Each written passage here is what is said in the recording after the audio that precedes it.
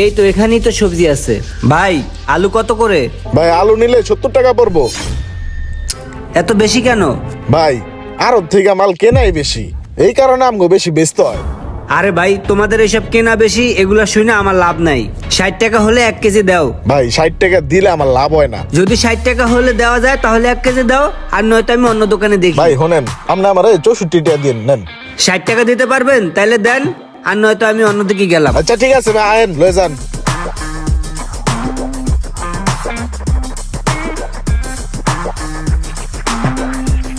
এই প্যারা কত কেজি? 60 টাকা কেজি। আরে না, কি বলো, আমি কালকেও 50 টাকা কেজি নিছি। ভাই কালকে 50 টাকা কেজি আমিও বিক্রি করছি, আজকে বাজারে দাম বেশি তো তাই আজকে 60 টাকা কেজি বিক্রি করতেছি। তোমার এসব ডায়লগ শুনে আমার লাভ নাই। যদি 50 টাকা কেজি হয় তাহলে 1 কেজি দিতে পারো। 50 টাকায় দিবা? ভাই 50 টাকা বিক্রি করলে কিছু লাভ থাকে না ভাই। তোমার লাভ থাকুক বা না থাকুক এটা আমার দেখে লাভ নাই। যদি দাও তাহলে দাও, আর নয়তো অন্যদিকে দেখি। ভাই নিয়ে যান ভাই। দেখলি কিভাবে পয়সা বাঁচাইতে হয়? হ্যাঁ দেখলাম, তুই তো দামাদামি কইরা 2 কেজিতে 20 টাকা বাঁচালাইছস। এই তো বুঝছোস, আমার কাছ থেকে শেখ। হ্যাঁ মামা, শিখতেছি তোর কাছ থেকে। জিনিসটা অনেক সুন্দর তাই না? তুই কি কস? হ্যাঁ এটাই নিয়ে নেই। হ্যাঁ লই ল। ভাই এটা কত? স্যার আমাদের ফিক্সড প্রাইসের দোকান, গায়ে দেয়া আছে। ও আচ্ছা, 2840। আচ্ছা ঠিক আছে, এটা প্যাক করে দিয়ে দেন। ঠিক আছে স্যার, দিতেছি। কিরে মামা লই ললি, দামাদামি করবি না? তুই তো তরকারি কিনতে যাও দামাদামি করলি, পেয়ারা কিনতে যাও দামাদামি করলি, আর এই জায়গাতে একদমই লই ললি। তুই কি পাগল হইছিস? এটা দামাদামি করার জায়গা? বেড়া কইলো না এটা ফিক্সড প্রাইসের দোকান। বেড়া এখানে দামাদামি করলে মান সম্মান থাকবো? হায় রে মামা, কি খেল দেখালি? এই জায়গাতে দামাদামি করলে তোর মান ইজ্জত থাকবো না, অথচ তুই প্রতিটা হকারের লগে, প্রতিটা সবজিওয়ালার তরকারিওয়ালার লগে উড়া দূরে দামাদামি করলি, আর তখন তোর মান ইজ্জত যায় না।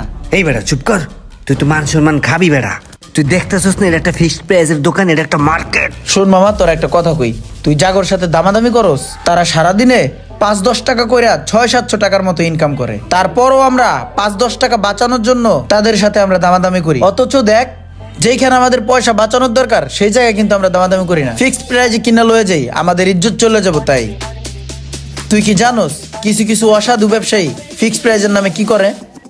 শীতও বাইরে গেছে, সাথে জ্যাকেটের চাহিদাও বাইরে গেছে।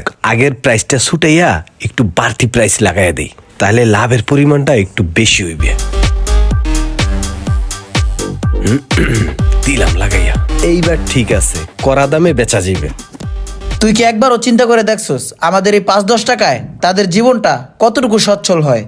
আমাদের এই বাড়তি 5-10 টাকায় তাদের সংসারটা একটু ভালোভাবে চলতে পারে, তার একটা বাচ্চা ভালো একটা স্কুলে পড়তে পারে। স্কুলের যত টাকা পয়সা ছিল সব পরিশোধ করে দিছি, তুমি কিন্তু এখন ঠিক মতো পড়াশোনা করবা। হ্যাঁ ঠিক আছে, চলো। অনেকেরই বৃদ্ধ মা বাবা রয়েছে।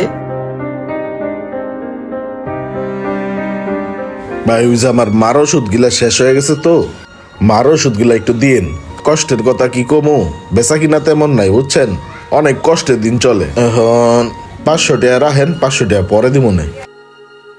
আচ্ছা শোন রুমান, তোর আর আমার কাছে হয়তো এই 5 টাকা কিছুই না, কিন্তু তাদের কাছে এই 5-10 টাকা অনেক কিছু।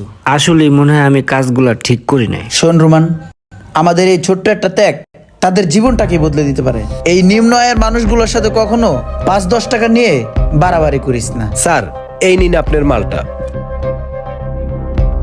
ইচ্ছা থাকলে আপনি 5-10 টাকা দিয়েও বহু মানুষের পাশে দাঁড়াতে পারেন।